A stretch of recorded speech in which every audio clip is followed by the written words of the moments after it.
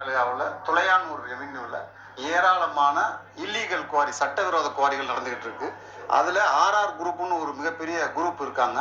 அவங்க சமீபத்தில் 70,000 டாரஸ் லாரிகள் சக்கையை திருடி கொண்டே ஒரு இடத்துல பதுக்கி வச்சிருக்காங்க. அது சட்டப்படி தவறு அப்படிங்கிறத உணர்ந்து நான் கலெக்டருக்கு மனு கொடுத்துருக்கேன், மைன்ஸுக்கு மனு கொடுத்துருக்கேன், ஆர்டிஓ பார்த்துருக்கேன், டிஆர்ஓ பார்த்துருக்கேன், எல்லாரையும் பார்க்குறேன்.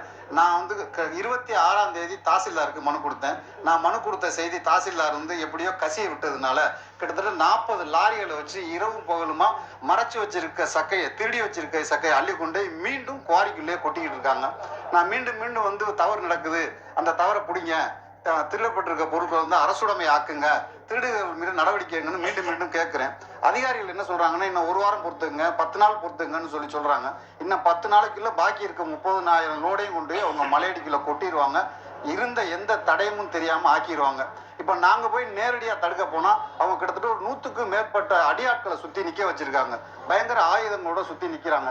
எங்களால எதுவுமே செய்ய முடியல. அதனால மீண்டும் மீண்டும் அதிகாரிகளை பார்க்கிறோம். எங்களுக்கு அதிகபட்சம் எங்களுக்கு இன்னும் ஒரே ஒரு வரம்பு, நாங்க மக்களை திரட்டி போராடுறத தவிர வேற வழி இல்லை.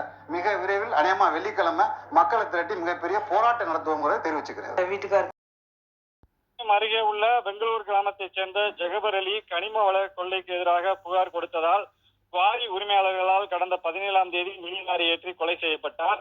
இந்த வழக்கில் தொடர்புடைய குவாரி உரிமையாளர் ராஜா, அவரது மகன் தினேஷ், மினி லாரி ஓட்டுநர் காசிநாதன், மினி லாரி உரிமையாளர் முருகானந்தம் உள்ளிட்ட 4 பேரை கடந்த 19ஆம் தேதி போலீசார் கைது செய்து நீதிமன்றத்தில் ஆஜர்படுத்தி பிப்ரவரி 3ஆம் தேதி வரை சிறையில் அடைத்தனர். இந்நிலையில் இந்த வழக்கு கடந்த 22ஆம் தேதி சிபிசிஐடி போலீசுக்கு மாற்றப்பட்டது. 23ஆம் தேதி சிபிசிஐடி விசாரணை அதிகாரியாக புவனேஸ்வரின் நியமிக்கப்பட்டார். இந்நிலையில் அதே நாளில் மற்றொரு குவாரி உரிமையாளரான ராமையா நமனசமுத்திரம் காவல் நிலையத்தில் சரணடைந்தார். போலீசார் விசாரணைக்கு பின் அவர் நீதிமன்றத்தில் ஆஜர்படுத்தப்பட்டு பிப்ரவரி 3ஆம் தேதி வரை அவரும் காவலில் வைக்கப்பட்டுள்ளார்.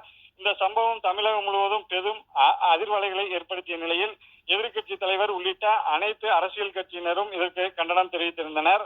நேற்று முன்தினம் திருமயம் தாலுகா அலுவலகம் முன்பு நடைபெற்ற தேமுதிக சார்பில் நடைபெற்ற கண்டன பிள்ளைகள் அனைவரையும் குறித்து தக்க நடவடிக்கை எடுக்கணும். என்னுடைய கணவருடைய உயிர் போற காரணமா இருந்தவங்களுக்கு நடவடிக்கை எடுக்கணும். என் பிள்ளைகளுக்கு நீதி கிடைக்கணும், என் கணவருக்கு நீதி கிடைக்கணும். பிள்ளைகளை பூராமே தண்டனை வாங்கி கொடுக்கணும். எங்க கணவருடைய இந்த போராட்டம், இந்த கனிம வள கொள்ளைக்கு அவர் நிறைய பாடுபட்டிருக்காரு.